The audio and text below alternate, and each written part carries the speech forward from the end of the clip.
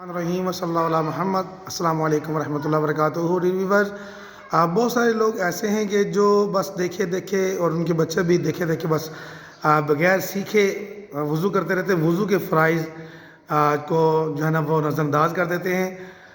وضو شروع کرنے کی سب سے پہلے یہ دعا پڑھ لیا کریں، بسم اللہ والحمد للہ. وضو کے 4 فرائض ہیں: پیشانی کے بالوں سے ٹھوڑی کے نیچے تک اور ایک کان سے دوسرے کان تک منہ دھونا، دونوں ہاتھ کونیوں سمیت دھونا، چوتھائی سر کا مسح کرنا، دونوں پاؤں ٹخنوں سمیت دھونا. یہ وضو کے فرائض میں سے اگر ایک میں سے مس ہو جائے تو وضو نہیں ہوتا. وضو نہ ہو تو نماز نہیں ہوتی. اور اس کے علاوہ we can't touch the holy Quran, ہم قرآن مجید کو چھو بھی نہیں سکتے وداؤٹ وضو.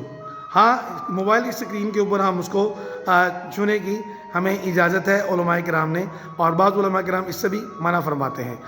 نوٹ یہ بھی دیکھ لیں کہ جو عورتیں نیل پالش لگاتی ہیں جس کی وجہ سے ناخنوں پر پانی نہیں پہنچتا، ان کا غسل نہیں ہوتا، یعنی اور دھلتے نہیں ہیں. شرعی روح سے، یعنی اسلامی شریعت کے اندر وہ ناپاک رہتی ہیں، نماز وغیرہ بھی ان کی ادا نہیں ہوتی. لہٰذا یہ تھے وضو کے 4 فرائض، اور عورتوں کے بارے میں اسپیسیفک ایک نوٹ تھا. بہت زبردست نوٹ ہے.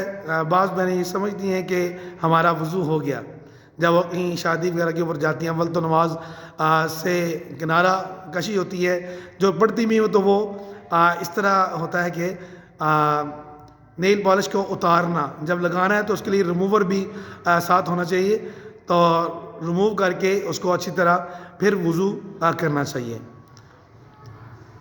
چینل پر نہیں ہو تو کائنڈلی چینل کو سبسکرائب کر دیے، بیل آئیکن کو بھی پش کر دیے.